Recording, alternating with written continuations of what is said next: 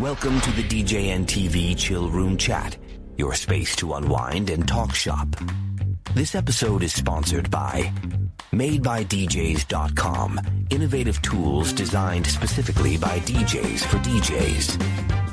DJEventPlanner.com, the industry standard for streamlining your business and booking faster. And DJRequests.com, the easiest way to manage your dance floor's vibe in real time. Support the show by using our Amazon affiliate link at DJNTV.com/Amazon. Now, let's get into the mix.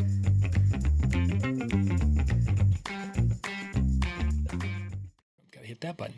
Good evening and welcome to another Monday night here on DJNTV. We are coming to you tonight live from, Dan's live from somewhere. Yes. He's at DJX. He's at DJX. AC. He is having a time. A time of, if you guys have had a chance, go check out the Instagram feed. Dan's been uploading pictures and videos from the show to Instagram. And right now, I mean, let's face it, his choices were, Cubbie, to be with you or I, or to be watching Nikki and Nell perform at a DJ takeover of some sort. I think his priorities are messed up. I don't know. I was going to say the opposite. I think he had a lot better chance. She's probably way more entertaining than we are. She's got more skills mixing music than we have. Most definitely. Yes. So tonight, we're going to dig into some different aspects that if you're a newer, younger DJ, just getting into it or wanting to get into it, there's some things you need to know. And what we're going to do is we're going to go through a bunch of the different topics or different areas in which you could potentially know about, or you should be exposed to, or you should become proficient in. But some of those you may not need for that first event. So we're kind of setting up the scenario is that maybe it's something that you've thought about. Gosh, I'd like to go out to be a wedding DJ, and you have a friend who's like, hey, can you come and be a DJ for us? You've never really done anything like that. You've not worked for another company. You maybe have spun for a backyard party or two, but now this will be your first time of going out to a wedding. So we want to make sure we're covering what you should be kind of knowing. So I've got a list of different topic areas, and what I'm going to do is I'm going to throw those out, and I'm going to have Cubbie kind of grade those from is this a super important thing? Is it a less important thing? Is it something that they probably would catch later down the road? Whatever. So we can get kind of through a lot of those different areas. So Cubbie, we're going to start with the very first area. In order to be a DJ, you have to have gear. Because of being able to go to maybe a local audio shop and rent, or maybe some different things like that. First off, how important is it, do you think, for a DJ just starting out to own their gear? Or is it something that they can maybe get away and do something different? I guess it is going to go with how far past your friend's wedding do you want to DJ? Okay. Right? So if it's a one-off, rent, no questions about it. If you get the fire, then buy your own equipment. Don't rent each and every time, because that then cuts into your profit. And as a new DJ, you're not going to be able to draw a lot of money. So I would say for the first couple ones, depending on how close they are to rent, if you have to, like, so if you got, I don't know how you would have got it, honestly. So many events right really in the beginning. But I think it's very important that you buy your equipment and at the level you can afford. And then as you progress professionally, get more professional grade speakers. And there's some good mid-level stuff. And that's exactly what I want you to kind of touch base on, because we've talked about, we can go to Amazon, we can get DJ looking type speakers for, $100 a piece. But you're recommending that's probably not the best way to go. No, I think there's some good mid-level brands that are out there. Are they powerhouses like RCF and QSC and things like that? No, but they'll get the job done for what you need it to do at the time. And again, as you grow professionally, getting more events, turn around, take that money, reinvest into your company. Like I said, always have a business plan to where you're reinvesting into your company. So one of the big things will be like, okay, so if I go get a mid to lower, you've got your really low end, you've got your mid level, and then there's kind of that right there. People complain or are worried about sound. Sound, is it going to be loud enough? How many times at weddings over the years have you had it where people are like, oh, it's not loud enough? No, usually it's too loud. Yeah, and we're not. You and I are running Evolve 50s most of the time, and that's not a huge powerhouse system. Very, very seldom. I think probably maybe once a year, I'll have somebody say, "Hey, can you turn it up just a little bit?" And I'm pretty much feeling like I'm at the max of the system. But most of the time, it's the opposite way. Can you just take it down a little bit, because we're trying to, we like to dance out here. We want to talk a little bit and do our thing, and whatever. And we're behind the speakers, so we don't want it sounds out there really far either. So you're like, you want to be the DJ that makes your ears bleed, so we might brought it down a little bit, and then they say I can't hear it. But it was never enough because I have not enough sound or power. Let's cover backups for your gear, and then we're going to be kind of leaving the gear alone. How important is it? So if I have a 2-speaker sound system, do I need to have another speaker or another pair of speakers, or do I need to have a lot of backup gear when I'm just starting out? Definitely a backup laptop, I believe, because with a laptop and a mixer, you can kind of go through your aux cord and mix automatically without a controller if you're not at a controller yet. Like I said, if your controller goes out, you can go manually into your laptop and go right off that and maybe autoplay everything, but it's not ideal, but you could do it. But I think you should have definitely have a laptop with a full music library on it as a backup, and speakers after about the 10th wedding. Unless you get 10 weddings. I mean, I don't know. Are you working them hard? Are you going to blow them? That's and again, it'll depend on the quality of the speakers too, because there's more of an entry level line in most of the manufacturers, and they go up from there. So, last area in the gear before we jump on is, you said the last one. I know, but then I didn't tie this question in. I was going to tie this in with backup, and but you kind of alluded to it a little bit. Workarounds for when gear goes down. Is that really important for a DJ to know when they're first starting out, or is that going to be more advanced knowledge, such as you mentioned that if I have to go right into a speaker, I mean, that's a workaround if our mixer goes out. How important is that for a new DJ to know all the little workarounds, or is that something that we're just overwhelming them with?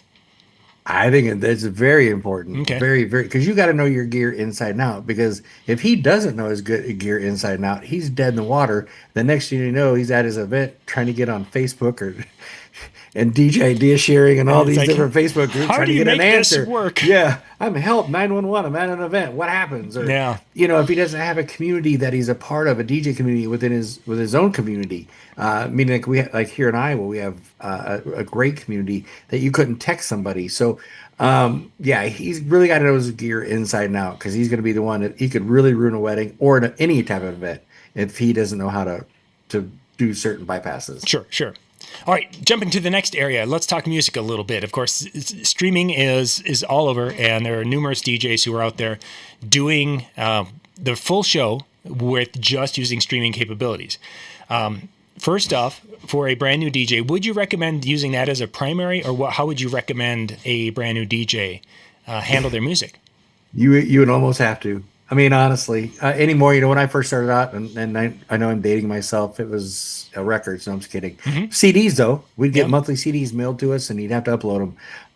And then when we didn't have them, we'd buy the best of the 80s and best of the 90s. And, you can't even buy those anymore, hardly, So Promo Only does do a great job on some back catalog and getting the best ofs, and they suggest you doing that. I'm a proponent of owning your music, so I wouldn't stream for very long. Again, I'm guessing if it's a new DJ, he's not back to back unless he got club work or he's doing something like that. But I would definitely invest into some reliable musical pools, and I love Promo Only. Promo Only's been for 20 years, been really good. And when you're talking Promo Only in other places, now those, of course, are places where you can download the music. So you have a copy on your computer compared to streaming. Why would you recommend them having that copy on the hard drive and not just relying? Just because 2 weeks ago, I was in a small town in Iowa, and through our DJ event planner, we have an email that goes out introducing ourselves and, saying blah, blah, blah. Anyway, they replied back, hey, we're looking forward to having you. FYI, we have no Wi-Fi out here. So if you need Wi-Fi, bring your own hotspot. And the hotspot probably wasn't working real hot either. So I own my own music for that purpose, solely for that purpose, is because I don't want to intermittent skips anytime within a song. Yeah, there's so many things that could happen. as I've kind of looked at this and such, and I've thought about this, it's not realistic for a DJ just starting out to have 1,000 songs, 10,000 songs. They're not going to have that. And if you do, you're going to have the 1,000 wrong songs. But with there's so many places you can go to Spotify and you can find lists of, the top 100 wedding dance songs, there, whatever. There's DJ Event Planner. DJ Event Planner has their sponsored. top 200 list. You can go to djeventplanner.com, and on there they have the link at the top. A list like that, a person can go and buy. Yeah, you're going to cost you a couple $100 to get those, but having that is just a little bit of peace of mind. It's like, okay, it may not be the ideal songs, but if that's the only music I have, these are proven songs. Yes, that could really save the evening rather than, well, that's another song that didn't load properly. Right. Yes. So let's kind of jump to when it comes to a new DJ.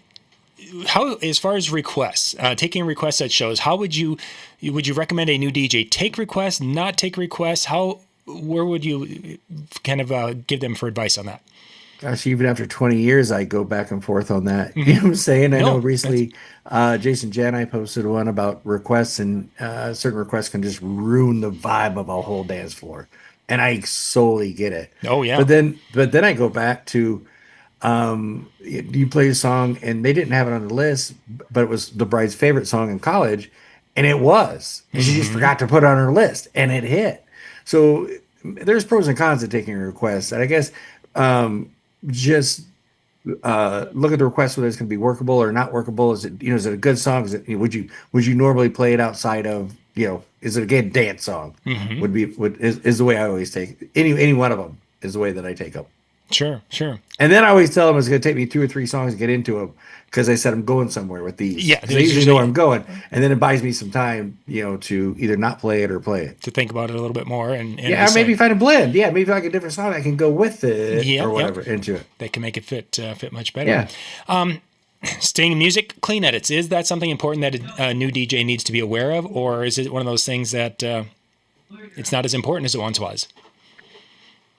Yeah, and I don't think it's as important as it once was, but I have both, and I usually talk to my clients about, do you want unedited music or edited music, and so that we're very clear about it, and they're very clear marked within our library as dirty, explicit, and or clean, and also you can generally tell by the source in which we got the song. So, but I'm a proponent for clean music, because there's kids around.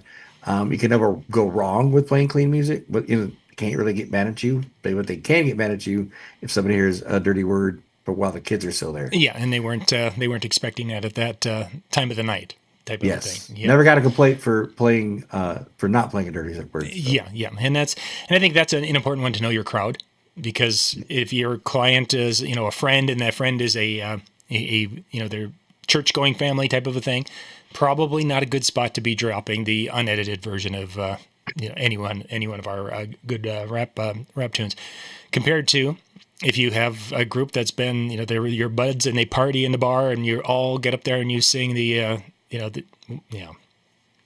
your audience. Yeah, usually talk about the blessing and or how they thank everybody. Well, we don't thank dear Lord for helping us today. Well, okay, that's to be clean music all night. Yeah, exactly. You got to pay attention there. That's for sure. So let's talk about, you kind of mentioned talking to the couple. Let's talk a little bit for the DJ who is going to be starting. Do they need to spend a ton of time talking and planning with the bride and groom, because they don't have much experience in that, or they're just a couple of basic things that they should talk to them about? How much of that do they need to do before doing that basic that very simple wedding reception? Man, spend 2 hours with them. Because not only that, you're building their confidence that you're asking the right questions and finding out more, and it's kind of more of a back and forth conversation. If I only met with my DJ for only 20 minutes, like, man, did he get everything? Did he, you know what I'm saying? Like, is he going to go, what type of detail is he going to do in the day of? So, even my consultations after 20 years are at least an hour and a half. We're just chatting away, talking about things, pros and cons. Because I share with my couple, a lot of people put things on their planning form that they think they have to do. It's tradition. So if I give you examples, I'm not trying to change your mind in any way, but I'm just going to show you that these are different options that you have. And, 9 times out, or I don't know, 6 times out of 10, 7 times out of 10, they liked the option that I gave them because Sure. they thought they had to do it a certain way. So if I was that new DJ, I would definitely chat GPT a planning form or go out and find, find somebody who's got a great planning form and ask those questions because you're in charge of their day. Whether and they may have a great, depending on the where you're at in the world. You may have a great, like East Coast have got captain managers that run timelines, and a lot of Hmm. people have wedding planner coordinators out there here in the Midwest. We don't get it very much, so it relies a lot on the DJ to run the coordination. So you've got to know what's happening, when to do the toast, and work with the photographer, and kind of all that stuff. So the longer you can find out more about their day and their night and how the timeline should go, and help build them that is going to give them confidence in you as well. Okay, so timeline's one piece. What other things should they then be talking and know before the day? Give me two more. We're not going to go into a ton of detail, but if you were going to say, okay, timeline's the most important thing that they need to have figured out in Yeah, advance. vibe music. What's going to get your family? Are your family dancers, and what's getting on the dance floor? Just talk about the music you like that you want to play. And music in general, because there's going to be spotlight dances too, and maybe what they Yeah. want for the Oh, cocktail time, and just yeah. to get an What your idea. vibe? What your Yep. vibe is for that? But when we get to the dance portion, what can I expect? Are your family's big dancers? Are they not big dancers? And what's going to get them out there? Okay. And then I guess the other one because I kind of done that together. Um, are you doing the ceremony? Yeah, that could be an important question, very much so, because if they're doing Yeah. ceremony, that could give a whole nother very variable set of variables for this. Yeah, so like I said, if you're doing the ceremony, you definitely got to go over the timeline of that. What type of music you want to play pre-ceremony, if grandma order, stuff like that. So, yeah, those are very important. Music, I think, is huge. Vibe, what do what do you guys like? What do you Hmm. dinner music, so on and so forth, and uh, toast. Just basically have a good timeline, Hmm. coordination. Yep, coordination there. Um, you mentioned this earlier when we were talking today about Scare me. yeah, about that time when you took your pants. No, that was we weren't supposed to talk about that. No. Names, wedding names can be one of those things that are sometimes overlooked. As a new DJ, to give them some confidence on the microphone that they could do that, how would you recommend they handle the bride and groom? If there's going to be wedding party introductions, how can they handle that to give them the greatest amount of success? So I'm a paper guy. Some people are tablet people. In my timeline, it will say father daughter dance, and I'll have the dad's name right next to Mm-hmm. it. So I've got John. I'm already going to know the bride's name. Ladies and gentlemen, let's invite John to come down and dance with his daughter this evening for the father daughter dance, or whatever, right? However you announce that or whatever. But you got his name right there. Same thing with the mother son. The order of the toast. Yeah, it may be the father of the bride, FOB, into the maid of honor, MOH, and the best man, BM. Instead of that, I put names. It's going to be John. It's going to be Susie. It's going to be Bill. And it's going to be the bride and groom, and I have their names. Names at all times, because the more you write them out, the more you're going to remember them. And then the day of, so you're not doing that make wedding or that cookie cutter and using bride and groom and father of the bride and mother, Mm-hmm. you're actually using names. I have a 3x5 card in the beginning. Because I had a full-time job. I was working 40 hours and doing weddings, and it was hard, right? Yeah. So I had a 3x5 card of their names literally sitting on my laptop at all times. So if I had a brain fart, I could look Boom, right it's at right that there. 3x5 card. It's right there. Yep, and that's that way they're there, and you can practice those in advance and be ready to go for the day. Okay, Yes. let's continue on. So we kind of talked about the beginning and the prep before that, but now we're getting to the day of the event. Arrival. How do you handle as far as if you know that you're supposed to be starting at 4 o'clock? As a new DJ, what would be kind of a suggested way to handle arrival? As a DJ's been doing it for 20 years, I get there 2 hours in advance. Mm-hmm. And that is for me to set up, tape down chords, make everything look dressed, meet with the venue, dry off. If it's July, it's a hot day. I never set up in my suit or my tux, so I want to get myself calm my nerves. I don't feel rushed. You know what I'm saying? Sure. I don't feel rushed at all. Everything's set up. It sets up really fast. I got time to practice names, just play a few songs, double check my playlist. Again, just relax. So, if you show up like with an hour, you're running set up ceremony sound, you're running set up your own system, and you then you got to go change because everybody's guests are gonna be here in 15 minutes. Well, where's your time to take it all in, right? Like just be ready to go. And if I've got time down and they're out taking pictures and it's a hot July day, I will go get waters for the bride and groom and the photographer and take waters out there so they can have waters during that, right? So I mean, and then I'm like, oh, that guy out, So I do a lot. 2 hours early. Sorry, I don't mean to talk a lot, but that's the reason that was good. Why I got there. So you mentioned playing music during that time frame, but there's an important part that you didn't hit. When it came to that before guests arrive and such, microphone, getting that microphone set and set properly. What are some thoughts with getting that microphone set that maybe a new DJ would overlook? You definitely want to, if it's a wireless one, check your frequencies. Every venue I go into, I change the frequency. Like I just scan for the best frequency because they're not all be different sides of town, different sides of police, and sometimes in one city versus another city. So every venue I do, before I start my mic, I scan for the best signal and dial it right in. Literally takes me 3 minutes. Yeah. So I'd encourage them to do that. And any DJ, honestly, new DJ, 20-year DJ. And so that saves the drops out. But yeah, get in there, touch your microphone, touch your sound level, walk around, see where you're going to squelch, if there's going to be squelching, check the far corner to see where you need to be. Same thing when you're testing your music, walk to the far corner of the venue, test it out, make sure if you can hear yourself, then the guest at the furthest point of the venue can hear yourself as well. I think that's probably one of the biggest is that so many times you don't even think it's like, check. Okay, great. Yeah. And they did it from behind the DJ booth. Now, and it's like there's so many. Well, get out there and listen to yourself because it might echo. Like, hey, echo, you know what I'm saying? Or So. You could have a weird feedback because there's all of a sudden there's this bank of windows over here, and as soon as you step here, now the sound is fast. There's so many things there. You mentioned taping down chords. Let's talk about the visual from the guest perspective. How important is that to tape those chords down and make it look nice? I not only do I think it is to a guest perspective, John, I think it is for safety of not unplugging your cords and tripping over and then unplugging your whole system. Yep. You got to unplug it back in, the embarrassment of plugging it back in. Now, when you plug it in and make sure it's all taped down so it doesn't unplug, then you tape it as nice as you can, right? So you put 2 or 3 cords together, you're able to get in a 2-inch gaffer's tape, get good gaffer's tape, don't buy the crappy one. Once again, see our friends at NLFX. And anyway, get the good gaffer's tape and make it so the cords are nice and out. However your system looks, but tape down your cords. But most importantly, so you're not unplugging by accident when you go to step over, or somebody else. Somebody comes back to make a request. They're not paying attention. Yeah, we don't want to have somebody come through and trip, and if nothing else, just unplug the music or get hurt. Yeah.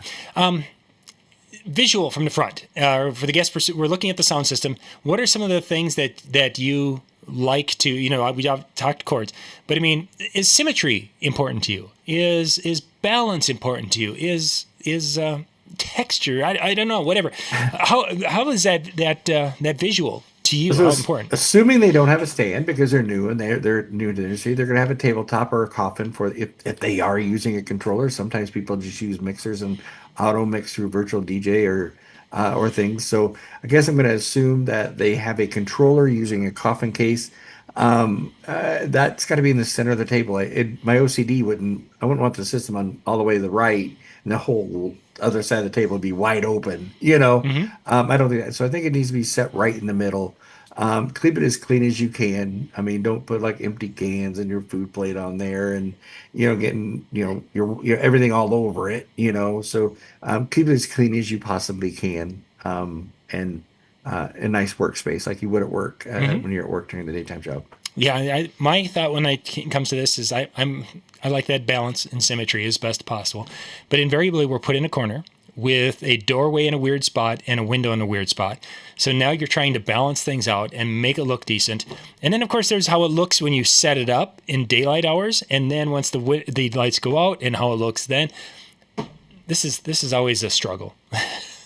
Or they give you that tablecloth that doesn't have the floor; it goes about 2 feet. They're on 2 feet on Yeah, either yeah, side. in So case we have a you have to flood. slide. Yeah. So now you slide the tablecloth over so it covers all the cords on the bottom. So then you only have like half a tablecloth on top of your table. Yep. You know what I'm saying? So you Yep. could hide your bottom. Just try to hide things from the Yeah. front and from the guest perspective.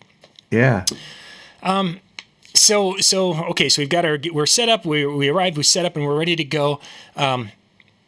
Some thoughts when it comes to making announcements. Obviously, as a DJ who's just starting out, you're not going to make as many announcements, but to make those announcements as effective as possible, what are some of the things that the DJ should be thinking about to make those announcements effective? Being able to get everybody's attention.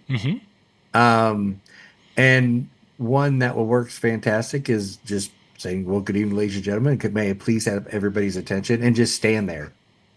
And then it'll slowly get quiet all the way around the crowd. You know what I'm saying? They're a little rowdier. Maybe say, well, good evening, ladies and gentlemen. Can I please have everyone's attention? And I literally just stand there. And then next thing you know, it's dead air quiet, you know? Yep. And then, well, ladies and gentlemen, tonight's dinner style is a buffet. So, I mean, we want everybody to celebrate. And I know there's different parts of the country. What they do on the East Coast might not work what I do in the Midwest and / California and the friends in Texas or whatever. So, yeah, the way I get people to be quiet is, well, just ask them so I can make my announcement, especially during the toast. Oh, yeah.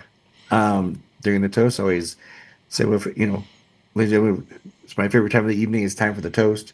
I would like to invite all of our friends and family to keep your table talk down to a minimum while the toasts are going on. That way, everybody can hear it this evening. In the event that we have a soft toaster, and then go right into the first person, which into the can happen a lot with a soft person who's soft with the microphone or very shy of the microphone. I think one of the biggest areas here that when it comes to the microphone work with DJs, and especially newer ones, is the tendency to try to talk way too fast. And it comes to making announcements. Sometimes you have to slow down to a painful speed. And in your head, you think you're going so incredibly slow. I must be boring people to. But out there, they're able to hear you enunciate your words and to be able to make sense of what you said instead of becoming this quick run-on sentence that no one's like, what did he say? I didn't catch it. Clear. And where to hold it. Not clear down here. Yep. Mic skills are definitely an important thing that if you don't know that for your first event, you're going to learn it quickly, or you're going to be very, very, nobody listened to me and nobody did anything I said. And I wanted him to go left and he went right. And it's like, oh my gosh. Yeah. And all the tables just got up for dinner and I didn't even get to dismiss them. Yeah, I was like, how did this happen? Okay. So, working with other vendors, is that something that a brand new DJ should be thinking about engaging with the other vendors, or should they just stay in their lane for the first time? Oh my gosh, yes. Use their timeline. Talk to them and introduce yourself. You don't have to tell them it's your first wedding, but you can tell them you're newer. Yeah. And if you see anything that I could help with, please let me know. Because when the photographer knows you're on their side, they'll refer you like left and right because you guys work together, sure. Right? So, same thing with the venue. Introduce yourself. Say, first time here. I'm really excited to be here. Is there any tips or tricks I should know about? Is there, if you've never been there, I've been known to call, hey, or email me. What's the easiest store to, first time arrival? What's the easiest way to load in? Things of that nature. And you know how much they appreciate that, like, you doing that. So, I think communication with other vendors is very important. Mm-hmm. Yeah, I think that definitely, and I like the way you said that as far as, hey, I'm newer on this, and, if you've got any, suggestions or tips or ideas or there's something that you see that we need to do, don't be afraid to come and talk to me. Let me know. Yes. Let me know, because pride can be a very, a very damaging thing in a world like this if you let the ego and pride get in the way. Your goal is to improve, and other professionals can definitely tell you how to improve because they've seen other DJs who were bad and never improved. They just stayed bad. And they've been doing the same show for they've been in it for 20 years, but it's been the same show for 20 years. Yeah, that's for sure. So we talked about planning at the very beginning and the importance of getting that timeline. Part of that timeline is going to be, of course, getting some of the spotlight dances and activities they want with that. I think probably the biggest thing that I just want to hit this, and then we're going to get in. I want to talk transitions. Spotlight, the important songs, make sure those are downloaded. Make sure they're downloaded and they play properly on your device. Play them all the way through. Yes, all the way through. Make sure there isn't a glitch or all of a sudden it ends 10 seconds short, or it's a version that has a redrum right in the middle of it because somebody thought that was cool. So we'll move on from that. So after I've gotten the spotlights, now we're into the dance. How much as a newer DJ should I be worrying about transitions between songs, which could be anything from fading in, fading out to bouncing, cold slams back and forth, beat mixing. Do I need to really worry about that, or what should I be thinking about when it comes to that? No, I think you need to worry about what songs you're going to play when and where you're going. 2 or 3 songs, it's a song request. Because if you cannot mix, if you cannot blend, if you cannot bring in one song to the other, I hate to say it, but virtual DJs AI, you can set your auto mix for it to beat match and probably better than you can. And you know what I'm saying? Yeah, under an auto mix. So I would be worried as to where I'm going and how I'm going to get the request played and things of that nature. Because if worst case scenario, right, you're going to autoplay. You're more than likely going to autoplay it, or it could be possibly train wrecking all night. Set up virtual DJs AI auto mix, and it's amazing. I hate to say it. And that, of course, is definitely one option. But I think a newer DJ could literally go and fade. I think the important thing to remember when it comes to transitions is dead air can be bad. There's times for dead air, especially if you needed to get attention for a microphone announcement, what have you, it may work there.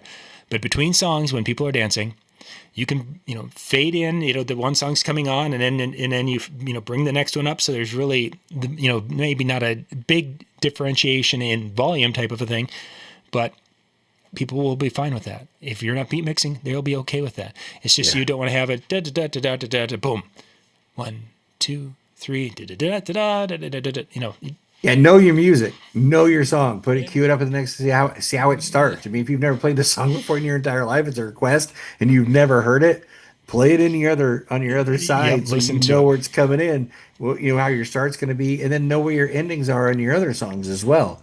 So you really, you've got to listen to the music that you own if you don't own a lot of music. There's 2 spots I want to hit. One last music one. How important is it to be able to read a room? And if so, what am I looking for?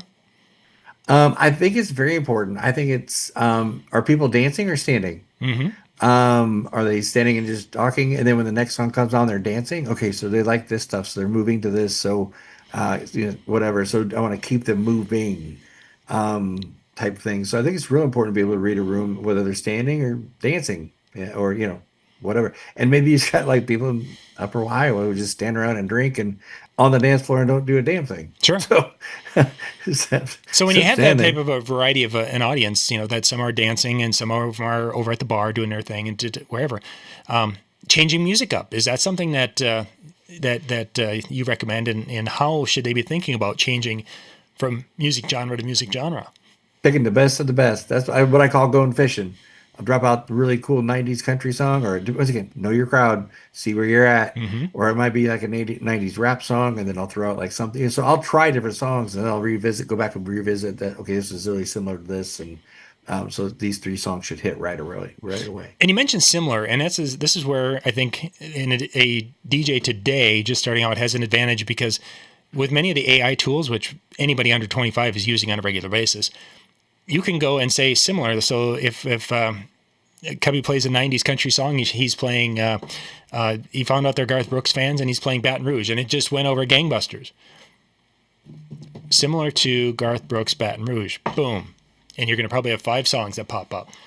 3 of them probably are going to be like, but there's probably one of those 5 that are really like, ooh, that would be good. In virtual DJ, if you're using virtual DJ and you own your own music, there's a compatible suggestion, and it will give you all the songs that will mix in key with the song that you're currently playing.